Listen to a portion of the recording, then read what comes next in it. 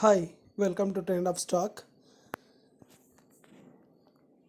ನಾನು 2 ದಿನದ ಹಿಂದೆ ತೆಗ್ದಿರೋಂಥ 18,900 ಸಿ ಆಲ್ರೆಡಿ ಕ್ಲೋಸ್ ಮಾಡಿದ್ದೀನಿ. ಮತ್ತು 19,200 ಪಿ ಕೂಡ ಕ್ಲೋಸ್ ಮಾಡಿದ್ದೀನಿ. ಹೊಸ ಪೊಸಿಷನ್ ತೊಗೊಂಡಿದ್ದೀನಿ.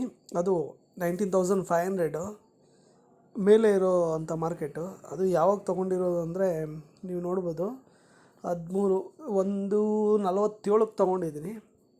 ಇದೆಲ್ಲನೂ 1:46 ಕ್ಲೋಸ್ ಮಾಡಿರೋದು.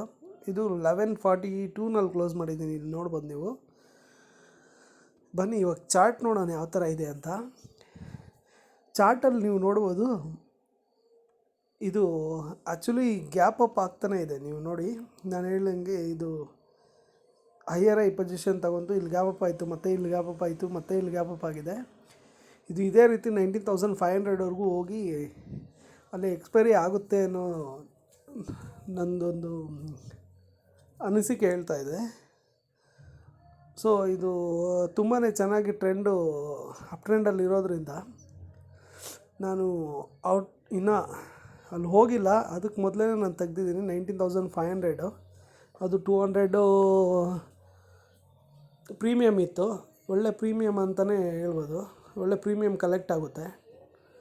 ಸೊ ಅದರಿಂದ ನಾನು ಆಲ್ರೆಡಿ ಬೈ ಮಾಡಿದ್ದೀನಿ, ಸೆಲ್ ಮಾಡಿದ್ದೀನಿ. ಅದು ಸೆಲ್ ಮಾಡಿರೋದ್ರಿಂದ ಆಲ್ರೆಡಿ ನನಗೆ ಒಂದು 800 ರುಪೀಸು ಪ್ರಾಫಿಟಲ್ಲಿ ರನ್ ಆಗ್ತಾಯಿದೆ.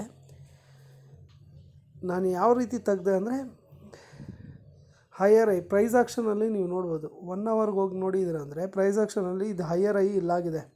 19,000ನಲ್ಲಿ ನಮಗೆ ಹೈಯರ್ ಐ ಸಿಕ್ಕಿದೆ. ಇದು ಇದು ಯಾವಾಗ ನಮಗೆ ಇದು ಬ್ರೇಕ್ ಆಯಿತು ಪ್ರೀವಿಯಸ್ಸು ಟಾಪು. ಸೊ ಹಾಗಾಗಿ ನಾನು ಬೈಯಿಂಗ್ ಸಿನಾರಿಯೋದಲ್ಲೇ ಇದ್ದೀನಿ. ಆ್ಯಕ್ಚುಲಿ ಇದು ಇನ್ನೂ ಡೌನ್ ಟ್ರೆಂಡಲ್ಲೇ ಇದೆ ಅಂತಲೇ ಹೇಳ್ಬೋದು. ಏಕೆಂದರೆ ಇಲ್ಲಿಂದ ಬಂದಿದೆ, ಇಲ್ಲಿಗೆ ಬಂದು ಇಲ್ಲಿ ನಿಂತಿದೆ. ಮತ್ತು ಇದು ಬಂದು ಇಲ್ಲಿವರೆಗೂ 19,500ವರೆಗೂ ಅಲ್ಲಿ 500ಗೆ ಹೋಗಿ ಕರೆಕ್ಷನ್ ಆಗೋವಂಥ ಸಾಧ್ಯತೆಗಳು ಜಾಸ್ತಿ ಇರೋದ್ರಿಂದ ಸೊ ನಾವು ಅಲ್ಲಿವರೆಗೂ ಬೈಯಿಂಗಲ್ಲಿ ಎಕ್ಸ್ಪೆಕ್ಟ್ ಮಾಡ್ಬೋದು. ಸೊ ಅದರಿಂದ ನಾನು ಇದನ್ನು ಸೆಲ್ ಮಾಡಿ ಇಟ್ಟಿದ್ದೀನಿ.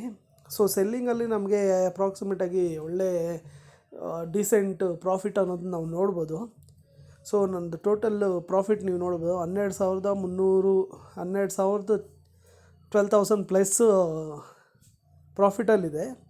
ಇದು ತುಂಬ ಒಳ್ಳೆ ಪ್ರಾಫಿಟೇ. ನಾನು ಇದನ್ನು ಥರ್ಸ್ಡೇ ಬೈ ಮಾಡಿರೋದು. 2 ಡೇಸ್ಗೆ 12,000 ಪ್ರಾಫಿಟ್ ಆಗಿದೆ. Okay, thank you friends.